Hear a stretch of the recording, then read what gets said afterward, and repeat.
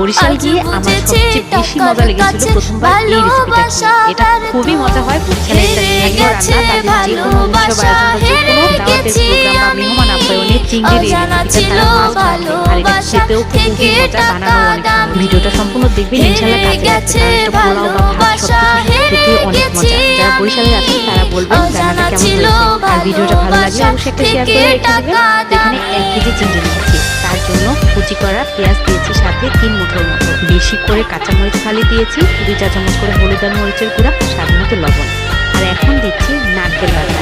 নারকেলটা বেটে দিতে পারলে সবচেয়ে ভালো হয়, আর না পারলে ব্লেন্ডারে ব্লেন্ড করে নিলেও হবে। সব পেঁয়াজ কুচি করে না দিয়ে ইচ্ছে করলেই নারকেলের সাথে একটু পেঁয়াজ দিয়ে ব্লেন্ড করে নিলেও খুব মজা। রান্নাটাতে কোনো ধরনের আদা রসুন বাটা বা জিরা ধনিয়ার গুঁড়া দেওয়া যাবে না। বরিশালের মানুষেরা সাধারণত এটা রান্না করে থাকে নদীর তাজা গলদা চিংড়ি, যেটাকে তারা শলা চিংড়ি বলে। আমি কিন্তু চিংড়ির সাথে সবকিছু ভালোভাবে হাত দিয়ে মেখে নিয়েছি। যারা ঝাল খেতে পছন্দ করেন তারা এর মধ্যে লাল লাল করে শুকনা মরিচের গুঁড়া দিতে পারবেন, মজা লাগবে। তবে আমার কাছে কাঁচা মরিচের টেস্ট এবং ফ্লেভার দুইটাই মাছের সাথে অনেক বেশি ভালো লাগে, এই জন্য আমি মাছ রান্না করলে কাঁচা মরিচই বেশি দেই। তো সবকিছু মেখে 10 মিনিটের মতো রেখে দিতে পারলে ভালো হয়। আর হাতে সময় না থাকলে সাথে সাথেও রান্না করে ফেলা যায়। তো একটা ছড়ানো পাত্র নিয়েছি, পাত্রের মধ্যে তেল গরম করে তার উপরে চিংড়িগুলো থেকে পেঁয়াজ মরিচ আর মশলাটা যতটা সম্ভব একটু ছাড়িয়ে ছাড়িয়ে গরম তেলের উপর দিয়ে দিচ্ছি। সব ছড়িয়ে দিয়েছি, একটার উপর আরেকটা দেই নাই। প্রথমে মিডিয়াম হিটে চিংড়িগুলোর একটা পাশ আমি ভাজা ভাজা করে নেব। আর এই পেঁয়াজগুলো যেন তাড়াতাড়ি নরম হয়, এজন্য হাত দিয়ে আরো একটু চটকে দিলাম। তো একটা পাশে যখন এরকম বাদামি দাগ এসে গেছে, তখন সব চিংড়িগুলো আলতো হাতে উল্টে দিচ্ছি। এরকম করে একটু দাগ লাগা ভাজা হলে সেই চিংড়ি কিন্তু খেতে অনেক বেশি ফ্লেভারফুল লাগে আর মজা লাগে। নদীর গলদা চিংড়ি কিন্তু বেশি করে ফ্রাই করলেও রাবারি হয় না।